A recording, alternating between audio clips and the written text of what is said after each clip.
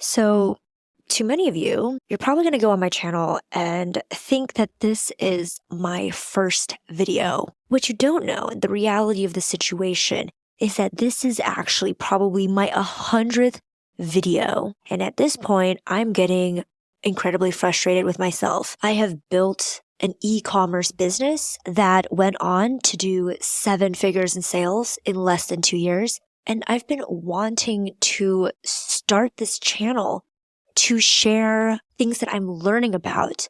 But like many of you, sometimes it's just so hard to just put yourself out there because of so much of the internal turmoil that I go through. And with that, that brings me to, what is this video going to be about? What is my strategy moving forward with how I'm going to launch this YouTube channel? Why am I doing things differently? How am I going to be doing things differently? And what is the journey that I've been through? I want to go through the 10 internal hurdle stages that one would go through. And how does those stages actually prevent you from really launching that YouTube channel? Now, before I introduce the stages, I kind of want to talk about the different types of people, in my opinion, that come into YouTube. The first creator type is what I call my inspired action-taking creators. They are not afraid to take big action, meaning they can pick up the camera, start recording, get it published,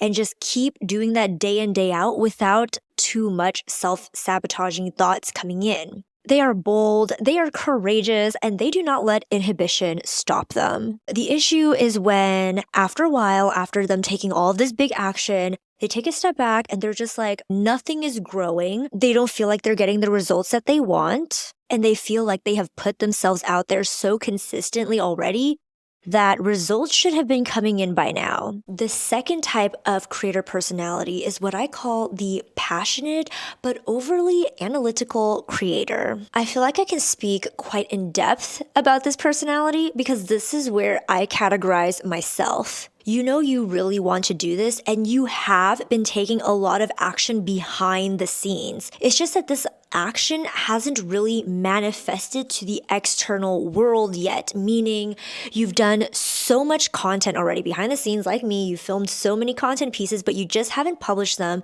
because your self-sabotaging thoughts gets in the way, making you think it's not good enough. Or you've done so much analytical, so much strategizing, so much planning work. And so you have been doing the work, but this is what I call behind the scenes work. And the thing is, you look to the first personality, the inspired action takers, and you're like, I wish I could be like them. They just put themselves out there while here I am, just like spinning in circles. A part of you wants to be like them, but another part of you holds back because sometimes your judgmentalness gets in the way. You sometimes see other creators, the inspired action takers, and you sometimes judge them. You judge how sometimes because they have not thought, because they have not analyzed, because they have not strategized, they're putting themselves out there and embarrassing themselves. Like that is what you are judging in your head, and you hate yourself for it because you know everyone starts somewhere. But this fear of being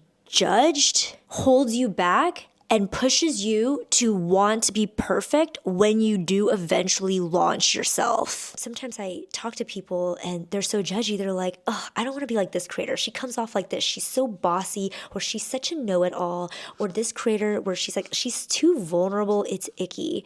And it's like when you start labeling people and you start getting really judgmental, you're actually hurting yourself the most. And that was me.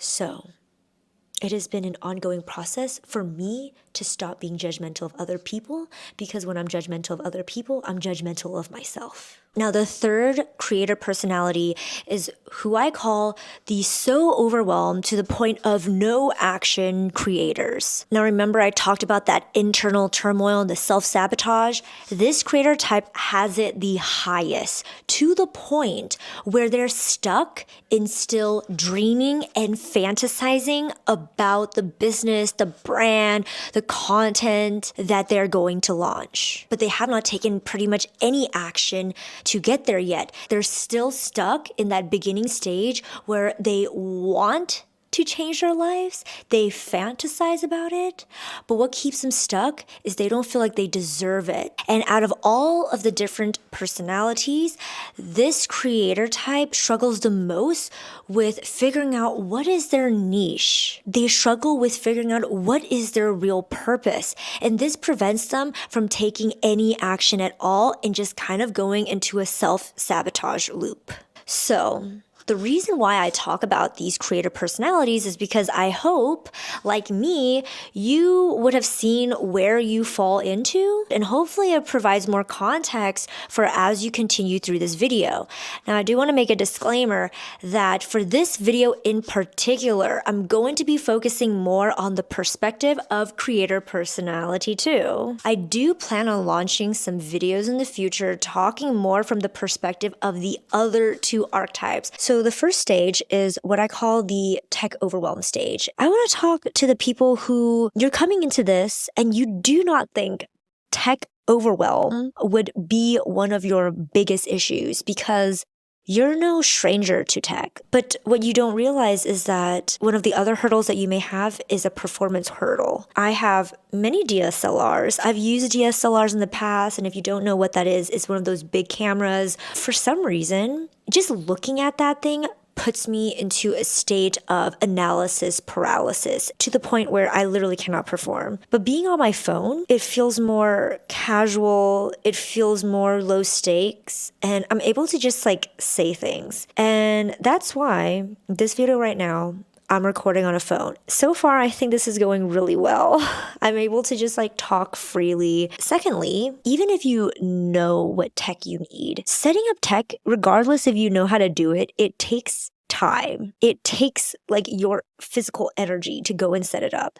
The more tech you have, the longer the list of your routine protocol of what you need to be in place when you film becomes. And when things start getting long, things start getting complicated, you start dreading the activity. You start getting into your own head. And so by the time you have everything set up, you sit down, hit record, you can barely perform. You've lost your script. You don't even know what you're supposed to be talking about anymore. And if you did say your script, it lacks energy, it lacks conviction, and it's because you've wasted all of this energy trying to set up your tech. It's like an athlete performing for their game. It requires you to be in the zone, and with too many external factors distracting you, you're gonna derail yourself during your performance. So in a sense, if you're someone like me who is I don't think tech would be an issue, you're either someone who knows the tech or you're someone who's I'll be able to figure it out. Just don't. Keep things simple. Stage 2 is what I call the self-conscious stage. And it's because you develop a lot of self-consciousness as you continue the journey.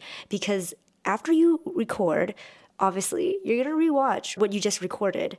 And you are going to start nitpicking on the strangest things, like how I did. When you first record yourself and you hear yourself talk, you are a bit shocked at how different you sound in the recording versus how you thought you sound in your head. The next thing is you start nitpicking because it's a camera and not, a podcast. You start nitpicking how you move your face around. Then later, the next consecutive videos you film, you get so in your head about the smallest things, I have to make sure I am not turning my face in this weird way or that weird way, that you literally cannot think about your script anymore because you're so self-conscious. And then all of this kind of compounds to the point where you actually cannot talk. It almost feels like you're that broken record that got stuck. And it's because literally your internal mind has froze. And so this stage took me the longest, actually, where I spent, honestly, the whole year getting comfortable with myself. And it took me some time to really internalize why that was for me. I always felt that I came across as unintelligent because I would say so, I don't even know if that's a valuable thing, but it's a lot of like, and it's a lot of upward inflection. It's gotten so much better through the years because I feel like I've trained it, but it was really bad before. And so that made me so self-conscious of I'm trying to educate people on something and I feel like I sound really unintelligent, and that kept me stuck for a very long time. I will talk more about how I am overcoming this self-consciousness in just a bit. Now, I want to talk about the next stage, which is scripting over analysis. Sometimes when you're scripting and creating a video, you tend to stay stuck in the scripting process because you are overthinking your concepts. You're overthinking what you want to share. You may think, this is not interesting enough to share. Someone's already shared this. Or what if what I share is not the correct, true idea or advice? What if I need to do more research, more thought experiments to think about what could possibly go wrong with this advice that I'm about to share? And so it could take one of two ways, where you don't create at all because you're just not confident, or you are creating, you are scripting, but your script keeps going off on tangents because you're thinking, okay, what if someone has this objection? What if someone naysays me here? And then now you've over scripted this one video, and this one video has become so bloated that it's not even concise anymore. You don't even know what it is you're talking about. I spent time really meditating on what was my mind blocks, because the thing is, at this stage, it is all just mind blocks. When you go through this self-reflection journey, you go through so many layers of your psyche. So for me, I mentioned fear of being judged physically, like how I actually look, how I actually talk. But if you're someone who's presenting ideas, advice, your thoughts, your creativity, the next layer of things that you're scared to be judged of is your mind. And I think that is an even scarier thing of being judged. In today's era of social media, in my opinion, there's just no accountability anymore on the viewer side, especially with the rise of cancel culture, things like that. As creators, we are stifled because we're constantly having the little critic in our head when we are creating. The critic in our head in this scenario is the potential audience. Like, what are they going to nitpick about what I just said? And so while you're filming, your mind gets even more scattered and you cannot even vocalize sentences properly because you're having like all of these incoming thoughts. And then you're like, okay, wait, I need to talk about that now, or I need to make this disclaimer. And so now your mind is pulled in all of these different directions and you definitely cannot say your stuff now. Then it starts getting deeper because then you start to wonder, why am I so scared of people bashing my ideas? I think for a lot of us, we've grown up in highly judgmental cultures where people are constantly making snap judgments of us. Maybe even if it was just a random comment they made, it was not really their true viewpoint of us, but we internalize these things and we let it fester in our heads. And then we start unconsciously playing on the defense in life, where you're constantly double thinking everything you're doing. Like, I need to explain just a little more just in case someone misinterprets me or misunderstands me. But what I've come to realize is that no one video can give you the full case. The world is more complex and more nuanced. And if people want to make snap judgments like that, that's on them. That's not on you. So that's one thing that I have to remind myself on. But the next thing is for me to start developing the nervous system capacity to be misunderstood. I think for people who are trying to be creators, trying to be artists, or trying to build a business, it's to develop that nervous system capacity that what you put out today, it may actually be wrong next year, 5 years, 10 years from now. But that is just life, and we need to develop the nervous system capacity to be okay with that. So, in summary, the stage 2, which is the self-consciousness stage, can manifest in many different ways. It can manifest in you just don't like how you look or sound on camera, but it can also manifest in how self-conscious you are about your actual content, about your actual thoughts, and how that keeps you stuck. And the biggest thing I'm working through right now, and is what I'm continuously working through, is going deeper with myself, going deeper through the layers of my psyche, working on fixing a lot of these mind blocks, getting over them. But the third thing is that, like what I'm trying to do with this video, there comes a point where you just cannot work on yourself anymore. You need to just put yourself out there. And so that's why I have this pact that this video that I'm filming right now is going to go out to the world. Sometimes it's about making that pact with yourself that you, no matter what, you need to put out that work. You need to get over yourself. Now, the next stage is what I call the post-production hell stage. There's two big issues that I have struggled with a lot in this stage. Let's say you're someone who's still going through the self-conscious stage. What ends up happening is that as you're filming, your energy is never right. And you're always trying to go through all of your takes to see which take is the best take that you have, that has you actually saying the sentence all in one go without stuttering, and you actually looking like you are enthusiastic or have some sort of energy while presenting the sentence. And so if you're someone who's not used to filming, most often it will be like 40 takes sometimes. I kid you not. And what ends up happening is that you have to scrub through all of this footage of you just saying the same thing. Now, I know some of you may be thinking, well, it would be your last take, right? And that's what I thought too. But I've come to realize that sometimes you don't feel like you ever had a good take. So it's not even your last take. Sometimes there comes a point where I'm like, I feel like I've said the sentences like 20 times. One of those must be good. And sometimes it's not even the last take. And so it requires me to have to go back through and actually scrub through which one is the best take. So if you're someone going through the journey right now, I just want to let you know that I see you.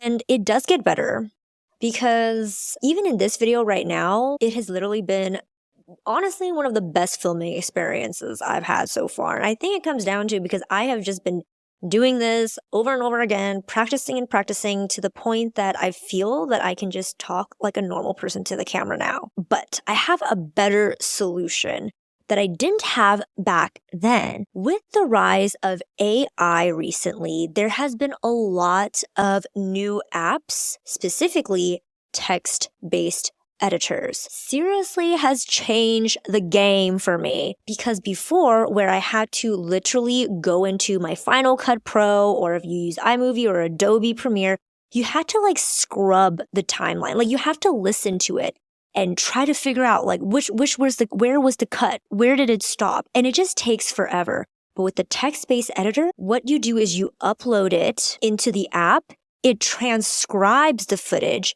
and from there, it's easier to make edits when you can see the words versus you having to go and listen to everything. Now, I have used a couple of text-based editors. At first, I was using Gling. But what I did not like about Gling, and maybe they will have this fixed in the future, is they do not allow you to move sentences around. You can take out sentences, but it's hard to move words or move sentences around.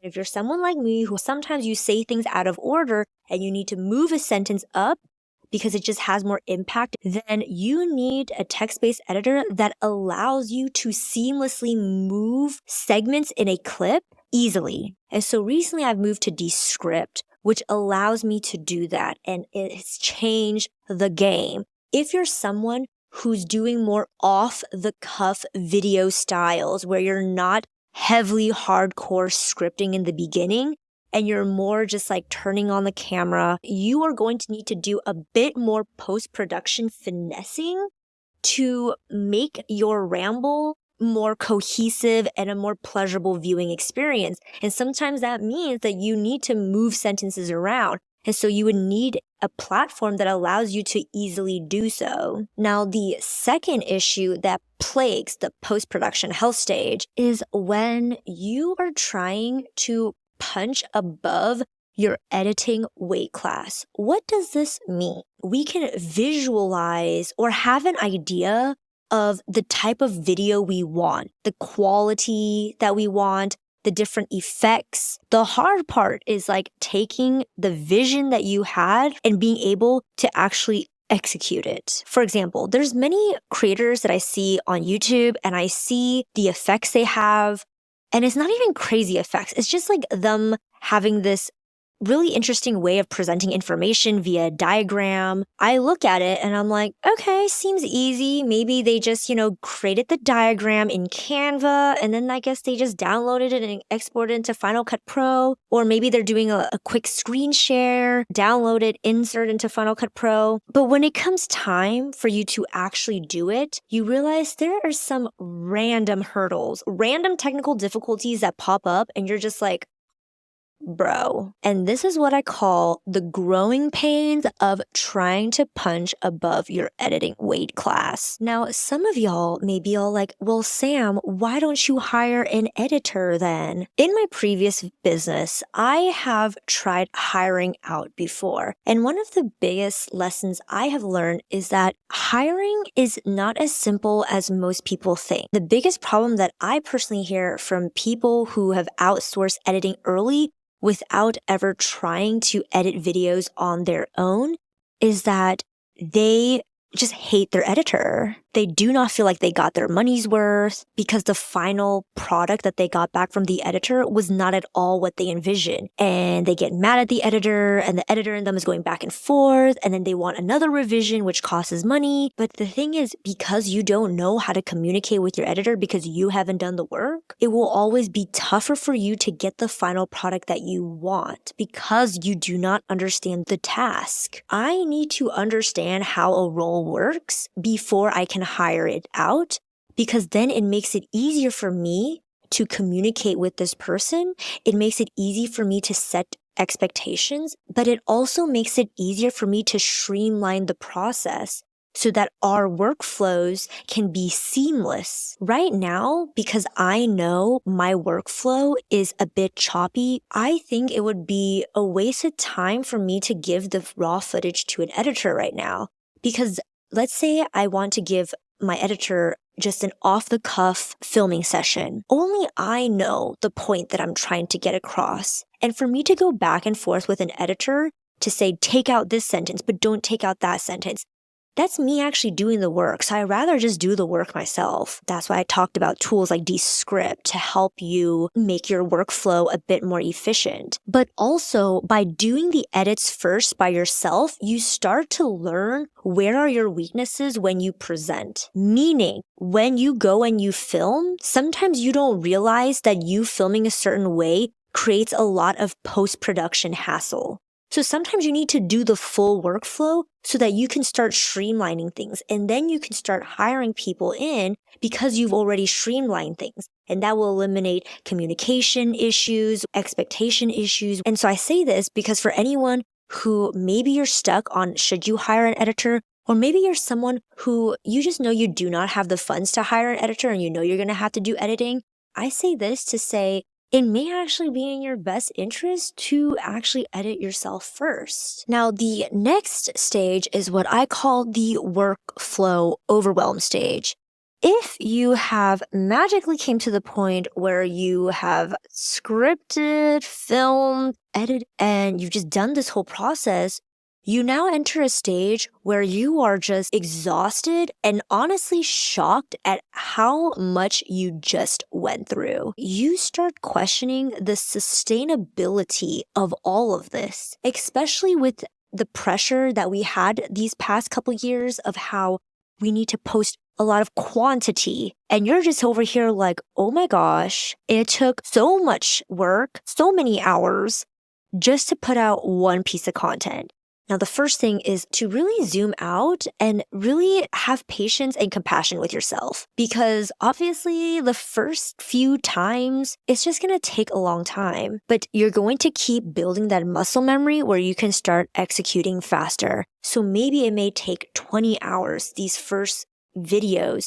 But what I've come to learn is that things starts getting faster the more you just keep practicing. Because you went through the hiccups in the beginning, like all those technical difficulties, you're now able to foresee it for the future. But the second thing, and what I have been experimenting with, is to switch up the workflow a little bit. I feel like there's a lot of content out there saying, okay, you need to script your videos, make sure you have everything planned out so when you go to filming day, you can just punch things out. Then you have the other camp where it's like, do not overly script things out, pick up the camera, start recording.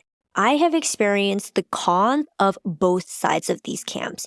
And for me, I feel that it's somewhere in the middle. There is some truth in that if you do more prep work, it has the potential to lower more of your post-production editing. But the con is that on filming day, it's so stiff and you feel like in a state of performance. And if you are someone who's still recovering from stage 2 self-consciousness, that it becomes really hard for you to film. But on the other camp, which I've also tried, just like picking up the camera and just starting to record, I've realized that it creates a bit more post-production stress. You're trying to finagle all this footage that you captured into something that is cohesive, that is usable, and you spend just way more time in post-production. The thing is, I don't believe there's a one-size-fits-all. You need to keep practicing because you need to find the workflow that fits you, and you need to find what does balance mean for you. Sometimes you need to shock your nervous system,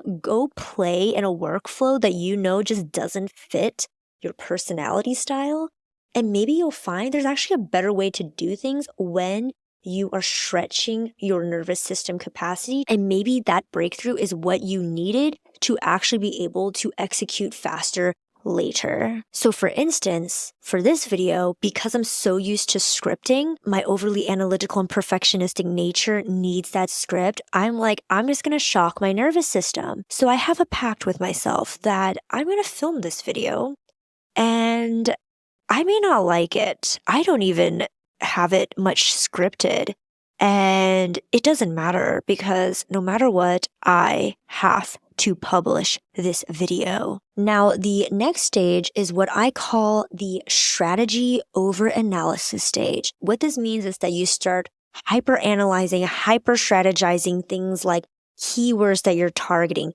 content pillars that you're going for, titles and thumbnails to improve click-through rate, audience retention strategy, where you're trying to script your video in a way that gets people to watch all the way into the end. So it kind of goes back into scripting analysis stage where you're hyper analyzing everything to the point where you start moving quickly into stage creative burnout. At this point, because you've went through all the stages, you're just exhausted from your incredibly stressful filming days. You're just exhausted from you heavily scripting and over analyzing yourself and not thinking your script is good enough and then going back and re-scripting again. Or you're post-production editing and you're like, oh, I still don't like this script. I'm going to have to keep moving sentences around.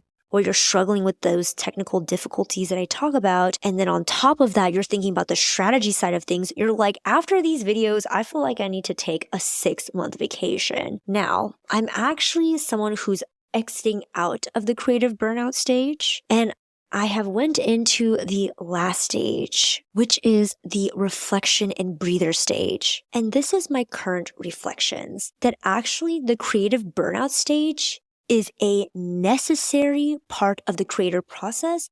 And I really believe that the creator burnout stage is a stage that I will probably experience over and over again throughout this journey. And we see it from time to time again with so many other creators too. And it's in this reflection and breather stage where you make some of the biggest breakthroughs mentally. You unchain yourself from some of the strongest, most tangly chains in your head. And you realize, wow, you had to hit this low point of just ultra creative burnout for you to have made these breakthroughs. So like I mentioned before, this has been by far the most easiest filming session I have done. And it's because I have just been recently recovering from a creative burnout stage and I've been in a reflective and breather stage. And it just made my nervous system finally get in line where your body suddenly just goes, we are not dealing with that anymore. And you just naturally do it.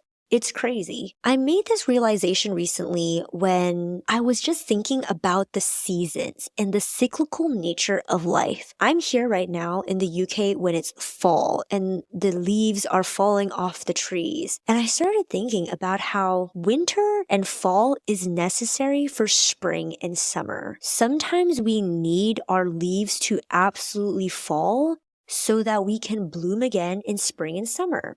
And so I had this weird moment where I zoomed out and I was like, I am so upset me having a creative burnout at all of these struggle loops that I'm going through. And it dawned on me that that is life. That is how life goes on. Without the cyclical nature of life, life will cease to exist, which is why you sometimes need to burn down so that you can later rise up to recharge. And that was kind of the realization I made. And it just goes back to sometimes us as creators, we are so in the weeds of what we're doing and we ride the emotional roller coasters of our journey. And sometimes we let those emotions from the emotional roller coaster really affect us, make us feel really bad about ourselves, make us question whether this is the right path. But if we were to just zoom out just a little bit and really see that this is the natural cycle of life, and we need to allow ourselves to go through these struggle periods. We need to allow ourselves to go through the stages because that is how we're going to keep growing. That is by far one of the biggest epiphanies I have made recently. It was not these tactical editing skills or any of that. The biggest epiphany I've made is to accept the cyclical nature of this journey of being a creator, to embrace it and to accept some of the suffering that comes along with it. It just helps sometimes to know that this suffering or this exhaustion is actually a normal part of the process and is actually needed. So I know I went through a lot and I know I started this video with what is my strategy moving forwards? For me, after really reflecting upon all of the different stages, seeing where I'm at, my plan of action is number one, my workflow right now is to keep things simple. I'm not using a DSLR. I'm not using fancy podcast mics because I need to focus on ensuring that I can film videos on filming day effortlessly. The second thing for me is that I need to shock my nervous system. I opened up with this video saying that no matter what, I'm going to be posting this video. There's a part of me, even as I'm speaking right now, that the little perfectionistic voice in my head is going, I do not like this video. I feel like it could be better, but I can't let that stop me anymore. And I need to shock my nervous system, shock it by putting out something that I feel very uncomfortable with. And the third thing is that I want to show myself more acceptance, more compassion, and more patience with the journey. And to just laugh at it, to not take it so seriously. Sometimes I feel like as creators, we just take this journey too seriously. Like we're optimizing way too hard for efficiency. We have way too many KPIs. We have way too many metrics we're trying to meet. And it's just like, girl, you are taking yourself way too seriously, and that is exactly your problem. So you need to have more fun with things. I hope this video helps someone out there. I hope it makes someone out there feel seen on this YouTube journey. And I hope that if you manage to stumble upon this video that you subscribe. You can expect me to talk about what it's like to build a thought leader business in today's highly competitive age. Sometimes you'll get content like this talking about the journey of becoming a creator. And I plan on having other videos talking about some of the strategy sides. I have an upcoming video talking about all the different ways one can monetize, where I go into a deep analysis of the pros and cons of each of the different business models, what it takes to get each business model off the ground so that you can make a decision for yourself on which way to monetize as a creator would be the best fit for you. So if you're interested in that, please subscribe and stay tuned.